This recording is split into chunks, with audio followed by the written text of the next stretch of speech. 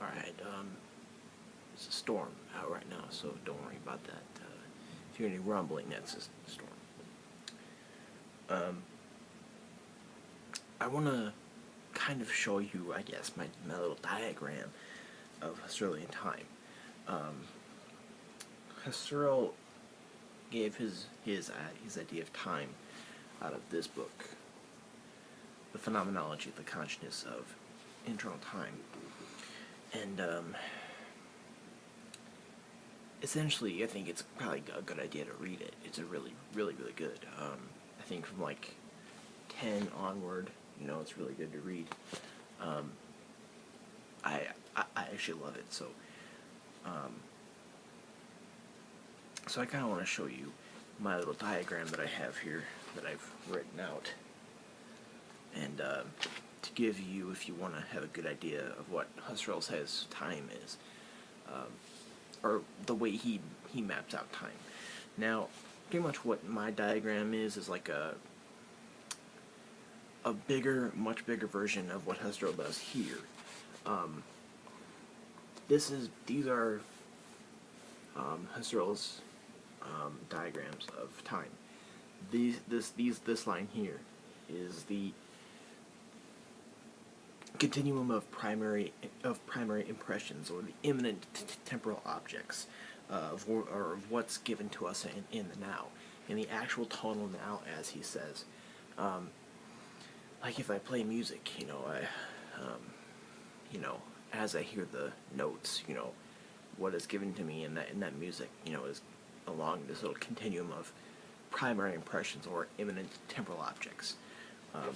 So you can see this line here. This is the line of primary impressions of what is given to us immediately, and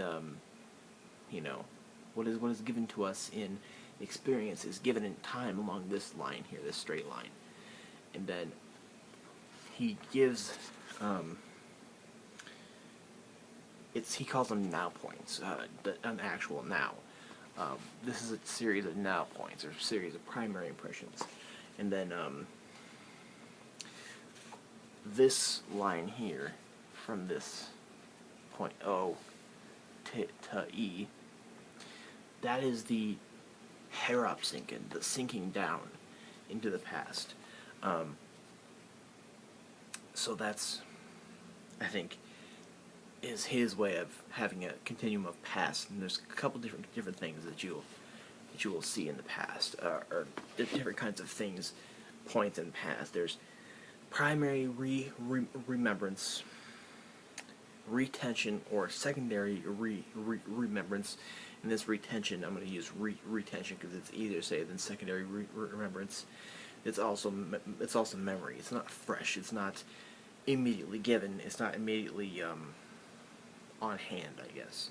And then there's a reproduction, which is taken from the retention that's being reproduced in our mind. Like if I hear a line of music, after a day or so, I could probably reproduce that in my mind, such as like I heard a song 2 days ago that I still have in my head. Okay, so I'm gonna kind of enumerate. Let me bring the light more towards me. I want to talk about this here. This is my diagram of Husserl's idea of time. Essentially, what I've done here is I've kind of expanded, I guess, to. I like to write diagrams of things. I see philosophical concepts as diagrams. So I like to do diagrams. So you'll see here, this thing here is Husserl's series of now points, or series of primary impressions, or series of imminent temporal objects. This is the immediate givenness here, given in time. Everything above it is future, or what will or what he calls protensions. it's also referred to as anticipation. So if you'll see right here, if we have an imminent temporal object here, and we'll move up and we'll have a protension, or a protension about the future with in reference to this ITO, and this will be a continuum based on that, and that can cause another protension. And there's always no matter what the event is, there's always a continuum following it, and then just kind of goes into further past, or further future if you're above the line here. And then if we go downward, we have the primary remembrance, which is what's given freshly on hand in our mind for us to look at. And also like I said, from this PR, there's always a continuum of running off from that, no matter what the thing is. And then from that we could possibly have it go into memory, or a secondary remembrance, or a retention of memory.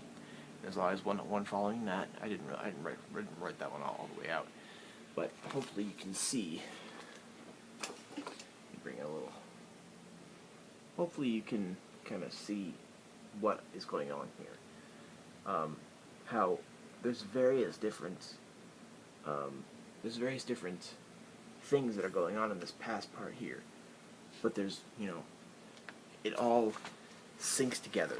It's all still a Herop-Sync, it all syncs together, no matter what kind of point it is, a primary remembrance, a retention, or a reproduction.